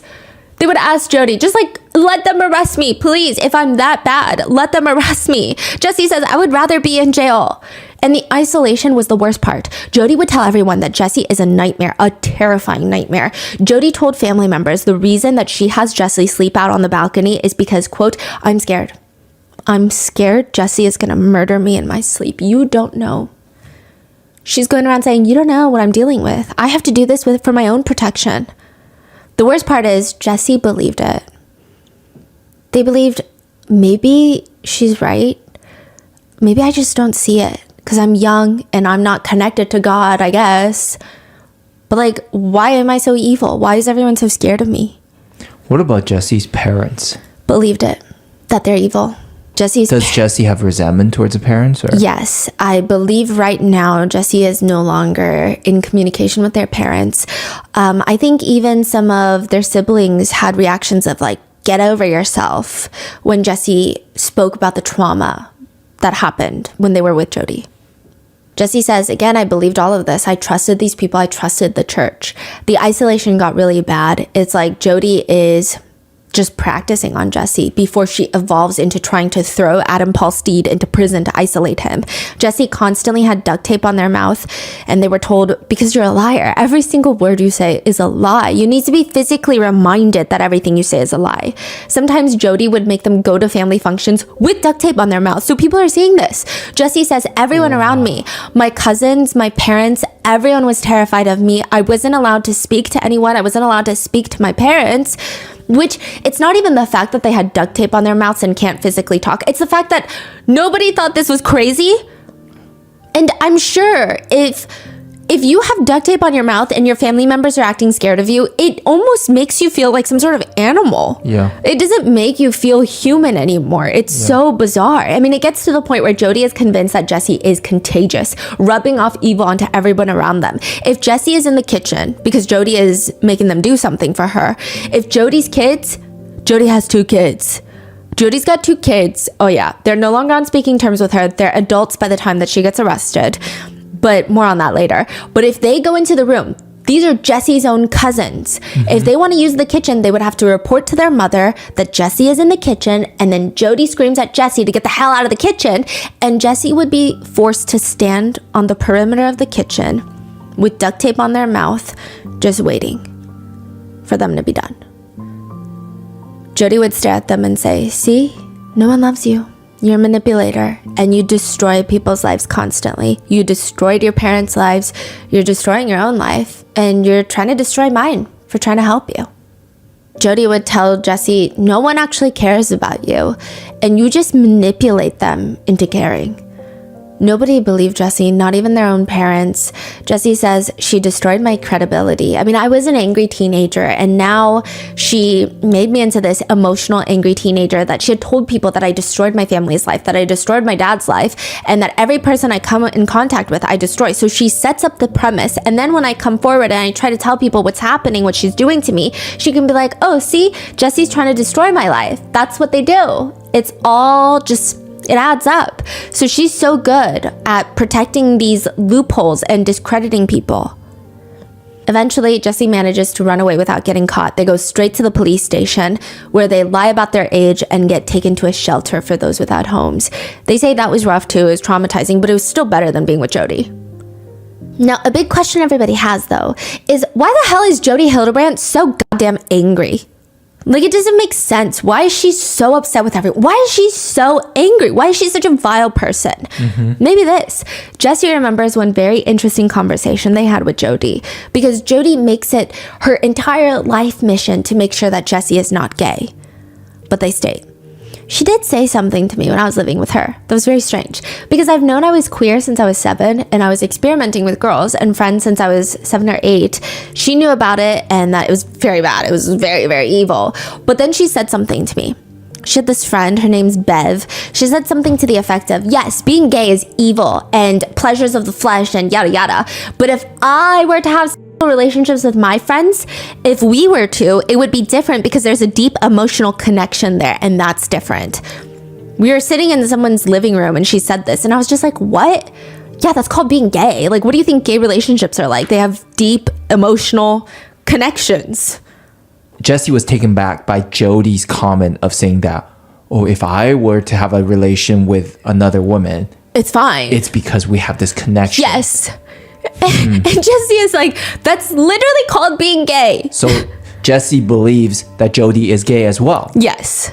Now, there's a lot of quizzes online with names like Am I Gay quiz. They're all like fun, goofy. They ask what's your favorite Beyonce song, what you order at the bar. It's goofy, it's playful, don't take it too seriously. But to therapist Jodie Hildebrandt, it's not funny. It's not funny. This is not cute. As the world's worst life coach, Jodie will give advice to viewers who submit their life worries to Jodie. In one particular clip, she's responding to a viewer who states that she's going through her 13-year-old daughter's phone, comes across her search history where she's talking about taking a quiz.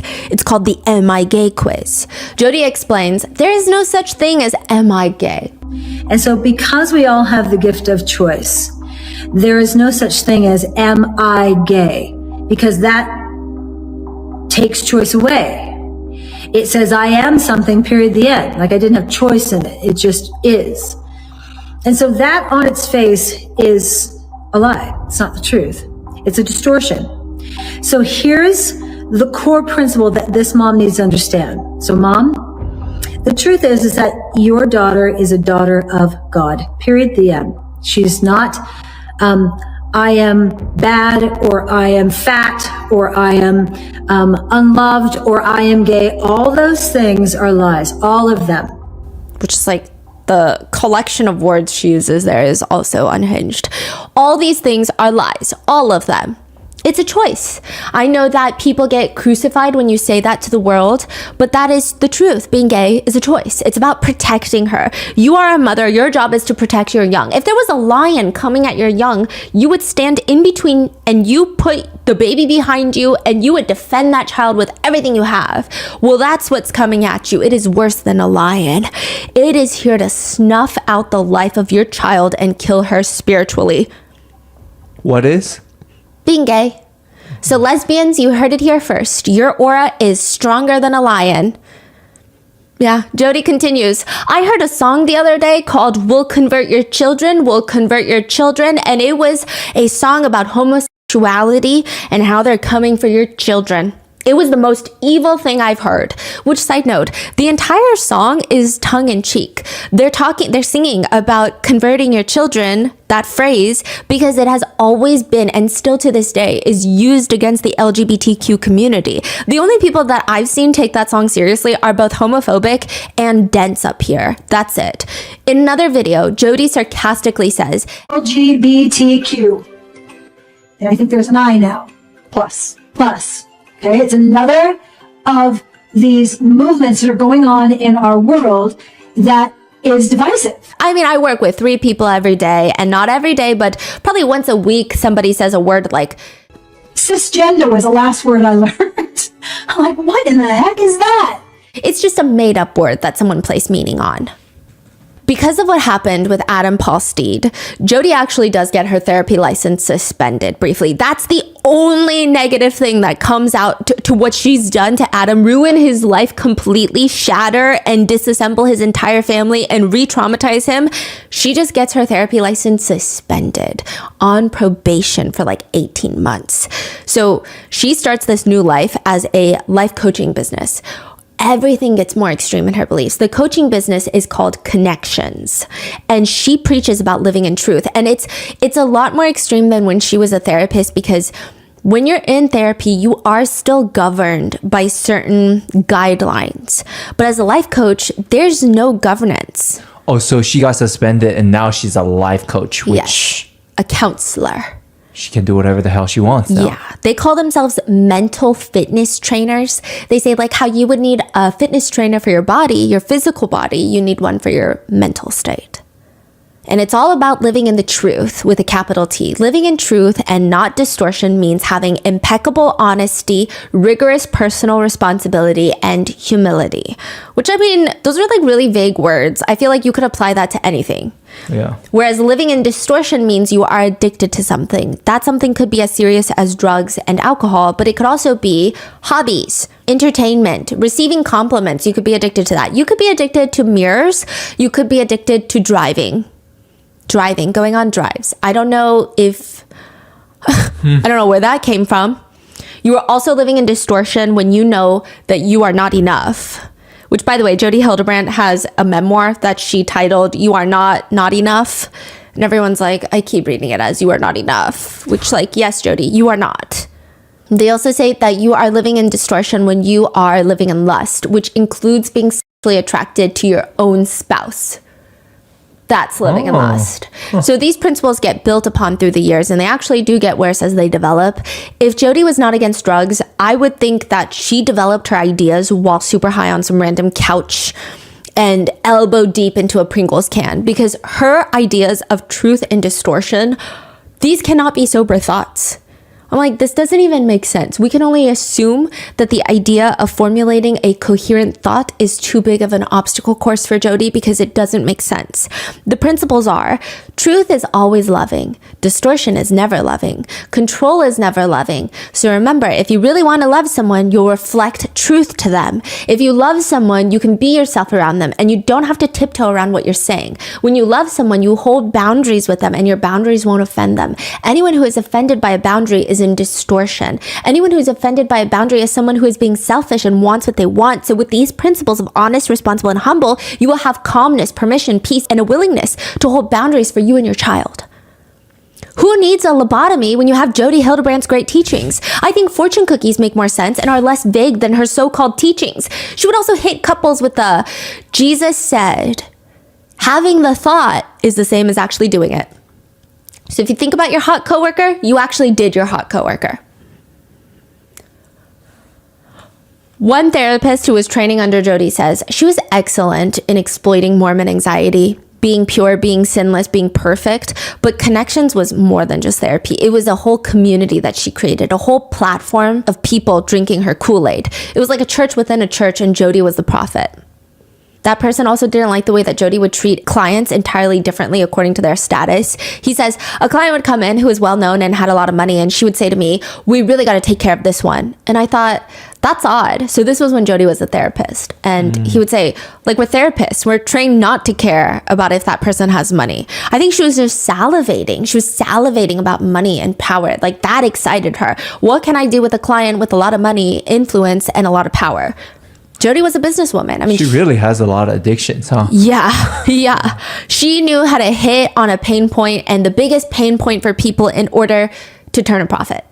Jessie says, this is the crazy thinking about it now, but I used to do her billing. So Jessie is Jodie's niece, remember? And they say, I used to do her billing. She would force me to do it, like free labor. Jodie's billing for the therapy session, Jessie says, I did her billing and she bills the LDS church. So every client, essentially, I would say the vast majority of her clients were from bishop recommendations, just based off the billing that I would do. So the host of Mormon Stories mentions, in the Mormon church, if somebody can't afford a therapist, sometimes tithes and offerings might be used by the bishop who recommends his ward members to Jodie. He will then foot the bill from the church offerings, pay Jodie. She's making money off the church, allegedly, right? But they pay the bill. Now, here's the problem with that.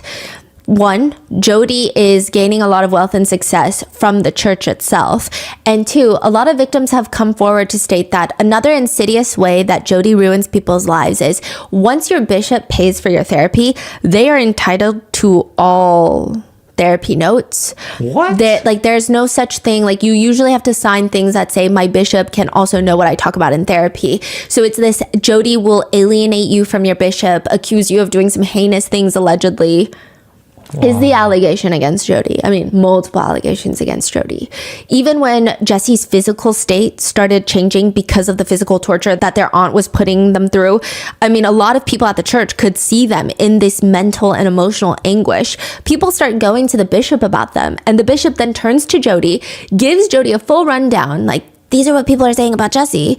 Jessie says, Bishop went to Jodie, told her, gave her the names of the people, what they said, the reason why these people thought anything was wrong with me. And according to Jodie, it was because I was emotionally manipulating them into thinking that I would go to church, wear a long face, and manipulate them into feeling sorry for me. Jodie would facilitate meetings with the bishop and with Jessie to tell them, no, tell them, Jessie, nothing is wrong, right? Jodie's great. Which is already highly unethical. Okay, side note, already unethical. If you are a therapist, every single therapist, at least the ones that should be licensed anyway, they say if their family member, a niece, a cousin 5 times removed, doesn't matter, they would never be their therapist. They would recommend someone, that's it. You do not become the therapist for your niece. And not only that, but you don't have them move in with you. And since, Jodie is in competition for the worst person alive, and just bring the gold home, Jodie would facilitate meetings with herself, Jessie, and Jessie's bishop, and the church leader, the bishop, would tell Jessie, you're like a horse. You got to be broken in. Jessie says, we drove to all the people's homes, all the church members that were concerned for me, and Jodie sat me in the car. She told me exactly what I was going to tell these people, and I would go in and apologize to them for manipulating them into thinking that Jodie was doing something wrong to me when she was actually saving my life. Jessie says, also, Jodie hates men. She hates men. She thinks all men are pretty much, vast majority of men are evil, including church leaders. She thought church leaders were idiots. And she had the answer and that she understood it. She thought she was fighting tooth and nail on the front lines of Satan.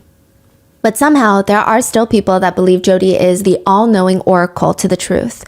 One review reads, Jodie's one-on-one calls and the group classes have been life-changing for our family. Years of false beliefs were surfaced in weeks, what years of therapy failed to do. I will say, anyone who believes Jodie's tactics are questionable are simply not ready to take responsibility for their choices. 5 stars for Jodie Hildebrandt. Review left by Ruby Frankie.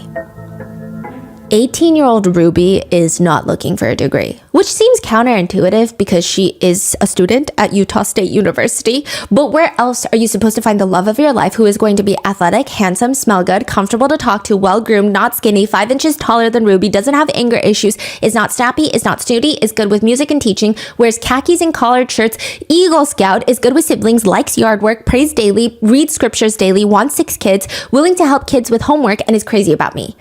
That is her list of what she's looking for in her future husband. And she's looking right now. 18 years old, in college, looking for a husband. How do we know that? Her prerequisites, she has a whole graph of it labeled and detailed on a poster board that's hung in the back of her closet. When she starts dating, she's going to go in and start writing the boys' names across and then coloring in the boxes. So if you're 5 inches taller, she'll color in that box. And then at the end, she's going to see who has the most colored boxes, and that's her future husband. What? Yeah. She's like efficient with her dating. That is crazy. Yeah. The boy that she's going to marry is going to check off the most. And one of the contenders is Kevin Frankie. It's not the most romantic meeting, but that's fine. She did not write love at first sight type of romance movie meeting on her chart. Ruby and Kevin Frankie, they bump into each other at a hot dog stand on campus. And instantly, he's a good contender. He's laid back. Ruby likes that. She wants someone to join her in life, not run her life, not lead her in life. She wants to drive the car, which also, side note, a lot of netizens have been asking, 8 passengers, then who is driving? And then a lot of netizens comment Jodie. Interestingly, Kevin is just as interested in Ruby as she is in him, maybe more so. He was heartbroken when he realized that while watching a movie with Ruby, under the blanket, he was holding her hand. But when he looks under, there is another guy dating Ruby on the other side, also holding her hand. What? He's so pissed about it, but he becomes determined. And I don't know how he knew about Ruby's little graph of dating in the back of her closet. I don't know if he stumbles upon it by accident, but once he finds it, he's ready. He jots down every single thing on that list. And this is the new Kevin Frankie. This is who he will be from this day forward. He says, I went home and I studied hard. I studied that list harder than I did my schoolwork, I think. I was very insecure with who I was. I was willing to change to become somebody that somebody else would appreciate and love. And it works. After 2 weeks of dating, this is like 2 weeks after meeting each other, they get engaged. And within 2 months of being engaged, they get married. And at just 21 years old, Ruby gives birth to their very first child, New York Times bestselling author Sherry. Yeah, get her book. 1 down, 5 more to go. 6 kids total, and Ruby Frankie is the type of mother who needs a scapegoat. She would be a perfect mom, right? Had it not been for this kid. Everything would have been perfect had it not been for this one. A lot of narcissistic parents always find a scapegoat in the family, and it's usually a kid. Every other kid is good. Every other kid is well behaved in their eyes, except this kid. If something goes wrong, it's this kid. Does the kid shift? Yes. The kid, it seems like in the beginning, it is Chad. And then once a lot of the older children move out, once Chad and Sherry move out, and Kevin moves out, it'll be the youngest too. Chad is the eldest son, the second born. And in part 1, we go over Ruby taking away his phone, his bedroom door, even sending him to a troubled teen wilderness camp for over a month. It seems like this was all done at the recommendation of Jodie, which Ruby meets Jodie through a friend who is telling Ruby, listen, if anyone can, quote, fix Chad, which, by the way, Chad, and I don't think any of the Frankie kids needed any sort of fixing. They just needed a mother who loved them and did not vlog all of their worst moments and put them online 5 days a week. But she says, if anyone can, quote, fix Chad, it's going to be Jodie. Now, the first Zoom meeting between Chad, he remembers for some reason his parents were so nervous. Chad thought it was goofy. He's like, I'm just going to get through this Zoom meeting with this Jodie lady and I'm going to be done with it. They hop on Zoom. Jodie says, Chad, it's really good to see you. Are you ready to start living an honest and responsible and humble lifestyle? Chad says, absolutely. Let's get started. I'm so ready to live a responsible life. You're lying, Chad. Chad said he went silent because he's never had a therapist or whatever call him out so directly in front of his parents. Like, you're lying about that. It was just very aggressive. Chad looks over and he just knew that his mom is hooked from that moment forward. Jodie is not taking Chad's bullshit. Is this like in the middle of their YouTube journey? Like, yes. They're already famous? Already famous. So do you think Jodie coming in already like, oh, I want these people as... It seems like I want to latch onto this. Yes. Them because they're famous. Famous, rich, influence. Everything is perfect. I see. Yeah. Now, after the Zoom call, Jodie reaches out to the Frankies and she tells them, look, your son Chad, he needs an outcome. He needs an outcome for the way that he showed up to that meeting. He's running circles around you guys. Immediately, they just start taking away everything. His phone, Xbox, no friends, Anasazi Wilderness Camp. He doesn't get a bedroom. Eventually, they take away football, which was That was honestly Chad's, he was really good at football. Really good. That he wanted to get a scholarship and just get out of there. Chad says, my mom was trying everything in her power to fix me, but I never felt like she was doing it for me. It always felt like she was doing it for herself. At one point, my mom got kind of teary-eyed and she said, Chad, this is your last chance. Jodie and I found a military camp in Virginia and we are just waiting for one more time of you acting up. And if that happens, we're going to send you there until you're 18. Chad says, I don't know. I think I really just sensed something in my mom that realized that she's not going to let Jodie go. This is just how it's going to be. This is how it's going to be from now on, and I just decided to start listening. Ruby's thought is, if this is going so well with Chad, why not Kevin? Maybe Kevin Frankie, Ruby's husband, can benefit from some counseling. Kevin Frankie works as a professor at BYU in the civil engineering department with a focus on geotechnical engineering, meaning he teaches how soil and rocks and earth materials interact with structures and buildings and infrastructure. It's a lot of work pertaining to the soil, so they're really well versed in fundamentally soil mechanics and just how rocks behave. So how certain soils respond to static and dynamic loads, how an earthquake can have the interactions between the infrastructure and the soil specifically in that region, and how they can learn to make the infrastructure better for the future.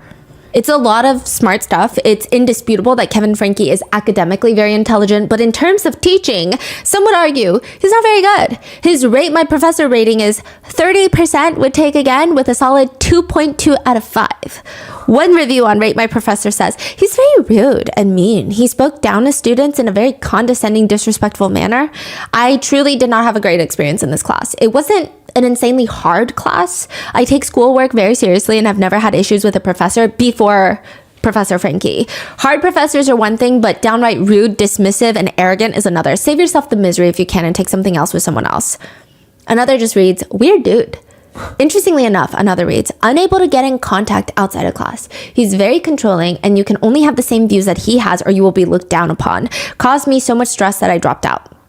Which we talked about this briefly in part 1, but Kevin does not appear to be involved in his family life. One would assume that perhaps he was using all his energy at work, but a lot of the students say he was impossible to get in contact with outside of class. So if he's not working, he's not with his family, what is he doing? Another rating reads, Professor Frankie was rude from day one. He does not respect his students at all. He was always in a bad mood and made class miserable. He would make horrible homophobic remarks and make us students feel incompetent. His classroom felt hostile and like a prison. I hate it there. Kevin says he started taking connections classes with Ruby, group sessions. Actually, the first time he went was a full seminar. Like, you know, a whole workshop. It's like one of those hotel conference rooms that you book out. Jodie's hosting it. Jodie's up on the stage and the whole workshop is love versus lust. Jodie would say love is giving, it's honest. Lust is about taking, it's about greed, it's about control, and you can lust over anything. If a man says he doesn't lust, he's lying. Many of them are lusting, whether they're lusting sexually, they're being selfish. So we have a huge problem, okay? That's what Jodie's saying. Kevin leans in, looks over at his wife, Ruby. He's about to roll his eyes when he looks and sees that Ruby and every other person in this entire hotel conference room is laser focused. They're like on the edge of their seats. He whispers to Ruby, this feels like a cult, like a man-hating club. Kevin says the experience was very confusing. You know, this is a bunch of man-hating women that are just looking for excuses to tear down their husbands.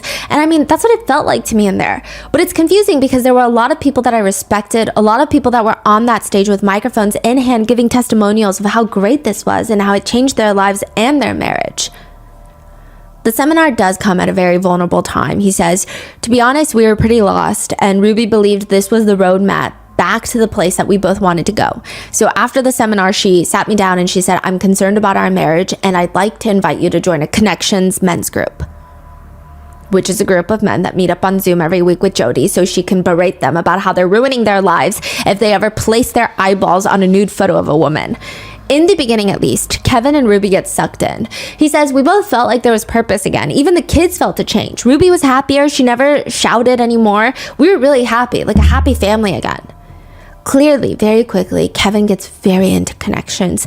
There are clips of Kevin Frankie giving advice to other parents in the Connections groups. He's sitting there right next to Ruby saying things like, There's so many culturalisms today that are just being promoted and celebrated and taught from the highest towers in every part of the land that it's my job to make kids happy. It's my job to give my kids a magical childhood. It's my job to make my children smile and laugh. And it's my job to make my children successful. No. Sherry remembers in her book, yeah, that's exactly what Ruby does. Ruby does not have time or patience for a child that wants to be happy or is even sick. So now Kevin's like buying into all of this. He's like, discipline, discipline. It's not my job to make sure that my children are emotionally stable. In the beginning, Ruby and Kevin are the stars of the new group sessions that Jodie is hosting. They become the teacher's pets, if you will, and everyone would do well to learn from them. Many victims have come forward to say that Jodie is very meticulous about how she tortures people in these group counseling sessions. You could be in a group setting with all these husbands, but if you ever admit that you have been self-pleasuring, they will pair you up with an accountability buddy. This is a non-mental health professional that you have to text 3 times a day at the very least. Anytime you want to self-pleasure or do anything that you shouldn't be doing, even if you just briefly thought about it for 2 seconds, you have to tell your accountability buddy. They take a full log. They're like an accountant. Excel spreadsheet this. And then there's these confessional meetings where you meet up with your wife and Jodie and you have to confess everything to her. And if you maybe don't mention one thing on that list, the accountability buddy will rat you out. And then everyone in the group pressures the wife to punish the offending spouse in some way. Other victims who have come forward state that Jodie encourages the wife to punish husbands by kicking them out of the bedroom, no hugging, no kissing, no talking, no nothing, no intimacy or even personal connection for months at a time, all for the unforgivable crime of self-pleasure. Does Jodie have a husband? She did briefly an ex-husband for 2 years. And it was apparently a very messy divorce. Now, Jodie would use that where the husband is now going through months of isolation. And it's almost like she's waiting for the husband to self-pleasure again and have a relapse. That's when she pushes the wife to kick him fully out of the house and start initiating a divorce. Aside from that, the group sessions are just group bullying sessions. Kevin says, if Jodie piles on somebody, they all pile on. If Jodie praises somebody, they all praise. And so it really felt like a pack of dogs. And Jodie was the alpha. And whoever she sticks the dogs on, they would go. Whoever she praised, the dogs would just lick them up and down. And that's just how these groups went. The revenue from these group counseling sessions alone is estimated to be, on the conservative side, have brought in Jodie about $30,000 a month. Now, Kevin would start helping to lead these sessions. Yeah, he was very involved at this point. He would talk about how he was addicted to all sorts of things, sports, his phone, work, and how he always just made his wife feel like she had to hold the house down. And it was this whole conversation he's like leading and teaching. And it seems like the only one in the entire Frankie household that's really concerned, that's not a full-fledged child that's getting concerned about this, is Sherry. She's very suspicious of Jodie. Something about Jodie is cold, not maternal, but in the worst way possible. It's like the absence of any maternal energy. Sherry starts looking into who exactly Jodie Hildebrandt is, and she seems like a grifter. Honestly, like a con woman. On her website, there's packages that you can purchase. Leadership training, 6-week program, 1 person, $800. Team leadership program, $5,000. Company leadership training, $15,000. Jodie learns the reason that Jodie switched from therapy to full-blown counseling and life coaching is because, yes, there's more money, but also she's on probation. Her license was suspended. Wow. At this point, Adam Paul Steed's story was not fully out, so it just was like Jodie was disclosing patient information to the honor code at BYU. It wasn't the level that we know today. Even the way Jodie responds to criticism is alarming. In one video, Jodie demands people leave her better reviews. She starts ranting. It's confusing to me. It's like you guys like what you're getting from us, and we're saying, hey, can you please help? Can you please take 5 minutes and hit a button and go give us a 5-star review? Please? I don't understand why you won't do it. There is a link underneath every single video. I think we've had 5 people from the last time I asked, which is probably a month ago. 5 out of almost 9,000, 5 people to give us a review. That's 5. And we've had probably 50 to 75 people give us 1-star reviews. So we started with a 5, and in 3 months, we're down to like a 2. There is a link underneath every single video that says, give us a review. Click it and give us a 5-star review, please. I don't understand why you won't do it. Even if you put All of this to the side, Sherry is noticing how extreme things are getting in the house.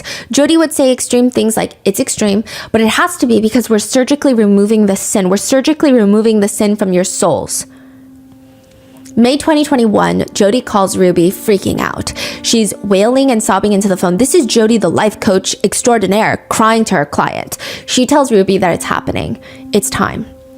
The second coming, doomsday, the apocalypse. The shadow figures are coming for her. They're haunting her. They just surround her at night, all around the bed. Jodie knows Satan is behind this. He has it out for her. He's the one sending them. We talked about this in part 1, but Ruby and Kevin were prepared for doomsday, the second coming. Kevin says because we were in that state of mind where we were ready for something big to happen, we were expecting it, we just weren't expecting this. So to them, this sounds incredibly rational, level-headed. Yes, of course Satan Daddy is sending you demons at night. So they go to Jodie's house to be with her while she goes through these demonic possessions to give her support. So for months, the church bishop would come to help Jodie, I guess, with exorcisms, but nothing's working.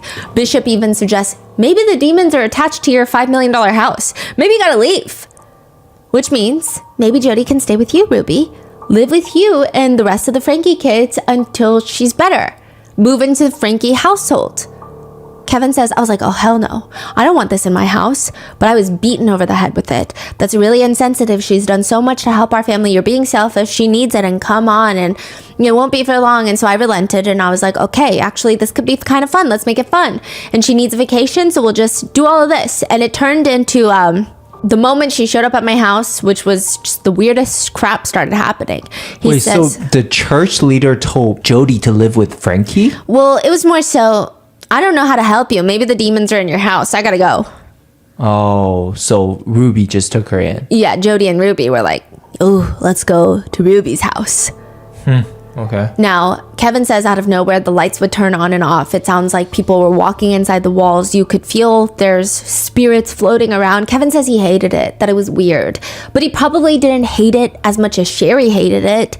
She just remembers her mom calling her, you have a couple of hours to take whatever you need out of your room, and Jodie's moving in. You're moving out in 2 weeks already to go to college, so I figured you only have to deal with it for 2 weeks, so it should be fine. Sherry says it was fine, but I thought it was weird that a therapist would move in with her patients. But it gets worse. Sherry writes in her journal at the time, the house's spirits feel weird with Jodie here. Something's going on between her and my parents that we don't know about, and the whole thing is super secretive. I'm trying to spend as much time out of the house as I can. This is the desert house? No, this is the Frankie house. Oh, the desert house is not Frankie's house. No, that's Jodie's house. Oh. Yeah. This is like their family home that they've been vlogging in. Okay. Now, Jodie is still suffering from her demonic possessions, her trances. Both Ruby and Kevin are trying to help her through it, but eventually Jodie starts responding best to Ruby. Ruby even volunteers to stay in Jodie's room overnight, which is her daughter Sherry's room, to comfort Jodie because the demon spirits get more active at night. They start sleeping in the same bed. Ruby tells Kevin, you know what, I'm just going to start sleeping in there. And if I need you, I'll come down and get you. And maybe if I'm in the room with Jodie, these things will leave her alone. Kevin says, I'm like, oh, that's kind of weird. That is when they started sleeping in the same bed. Kevin says that's also when, quote, Ruby started having like trances and stuff. I would say it was probably around that time that she believed she was going to heaven and seeing God and Jesus talking with them. They would stay locked in that room for 4 to 5 hours, and then they would come out all on cloud 9, and Ruby would say things like, she just had this amazing vision. We're all bringing all this stuff into the world. We're doing God's work. Yeah. Kevin says, I don't know the extent to which their interactions went, but it was much more than a friendship, much more than a sisterhood. It was uncomfortably intimate. Sherry says, I never remembered her being that sympathetic towards me when I was having similar issues, aka nightmares as a kid, but I guess this was different with Jodie. Also, Sherry says, Ruby and Jodie would stay upstairs all day and they would rarely leave the house unless they were going to Dairy Queen. Their diets were a cardiologist's nightmare, just sugar and ranch dressing. So after moving out for college, there's this very strange incident where Sherry has to go back home to get a few things from her room. She says, I pushed the door to my bedroom and I looked around confused. The room was bathed in the soft glow of candles. The air was heavy with the scent of lavender and vanilla wafting from the massage oils in the dresser. I quickly grabbed what I needed and got the hell out of there, feeling like I just walked into someone else's honeymoon suite. The only thing missing was rose petals on the bed. That is crazy. Sherry says the whole thing was made weirder by the fact that night, Sherry's sleeping on the couch. She can't fall asleep. It's like 5 a.m. She hears something and she writes in her book, quote, I cracked one eye open just in time to see Ruby tiptoeing out of my room, her hair messy, her cheeks flushed, and her robe hastily tied, heading back to the bedroom she shared with my dad, a strange smile on her face. She looked mischievous. What the hell was going on? Why was Ruby sneaking around in the middle of the night like a teenager trying not to get caught by her parents? Were they really doing candlelit massages in my bedroom? How could all of this be happening with all of us in the house? She continues, it was equal parts fascinating and horrific. Two women who preached, quote, truth while living lies, who condemned queerness very publicly in their connections videos while embodying it privately in my room, on my bed, most likely. Later, Sherry will find notes in Ruby's computer detailing how frustrated Ruby was about having to cater to Jodie's needs for physical affection without getting anything in return. Which is a lot going on, but at the time, all Sherry is most concerned about is her family's safety. Sherry starts Googling, is my family in a cult? This is where I leave you with part 2. And stay tuned for part 3 and part 4. So part 3, we're going to go over if people could have seen more warning signs. Because up until the day of the arrest, they're still posting podcast episodes, like 30-minute podcast episodes. And some of what they're teaching kind of lines up to what they're journaling about the torture that was taking place. And then in part 4, we go through the arrest. Stay tuned. Let me know in the comments, what are your thoughts? Stay safe, and I will see you in the next one.